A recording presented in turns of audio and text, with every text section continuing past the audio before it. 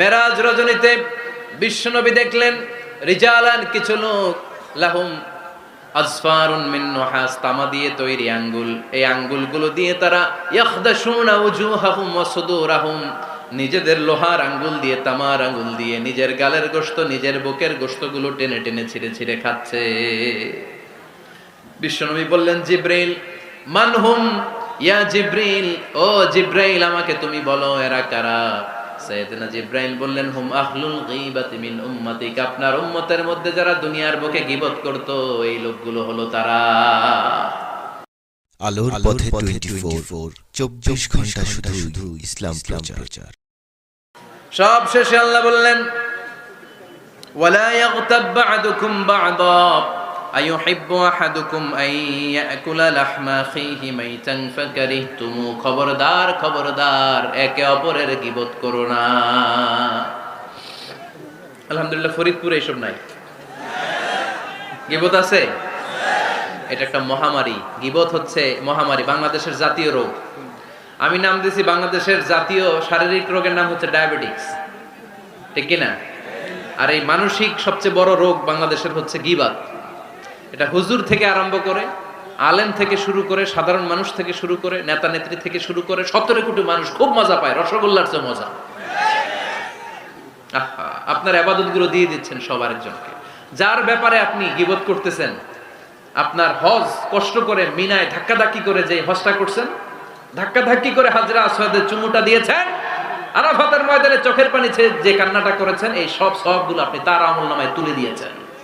গীবত করে, চগলখুরি করে, তার কথা আরেকজনের কাছে লাগিয়ে, ওর কথা আরেকজনের কাছে লাগিয়ে, এই যে সমাজে গিরিঙ্গি লাগালেন আপনি, এই যে সামাজিক ভারসাম্য রক্ষা করলেন, আপনার সব ইবাদতগুলো আল্লাহ ভাগ করে ওদের আমলনামায় তুলে দিয়েছে।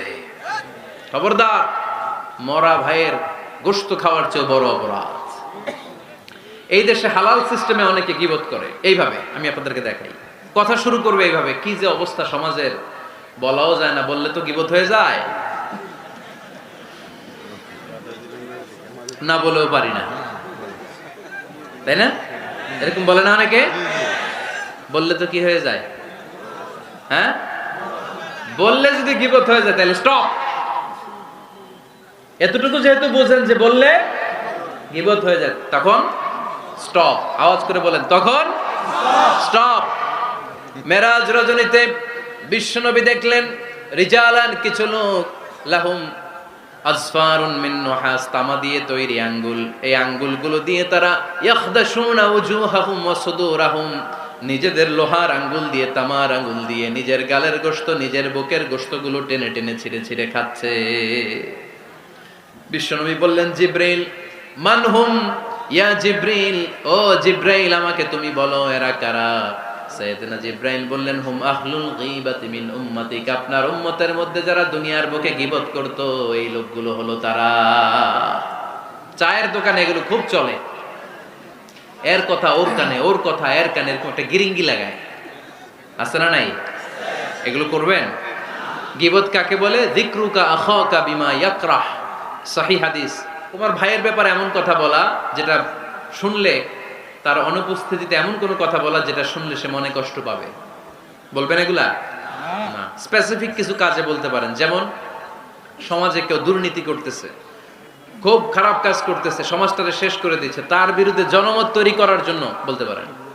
আপনি দেখলেন আপনার বন্ধুর ছেলে গাছের চিপায় লুকায় লুকায় সিগারেট খায়, আপনি আপনার বন্ধুকে যে বলতে পারেন তোমার ছেলের এই দশা, তোমার মেয়ের এই দশা, এগুলো তো গীবত হবে না। কিন্তু কারো ব্যাপারে কারো কান ভারী করার জন্য উল্টাপাল্টা কথা বলা যাবে না, খবরদার।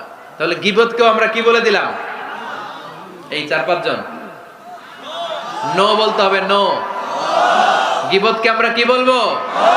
চগলখুরিকে কি বলবো? এগুলোর সাথে মুসলমানদের কোনো সম্পর্ক আছে?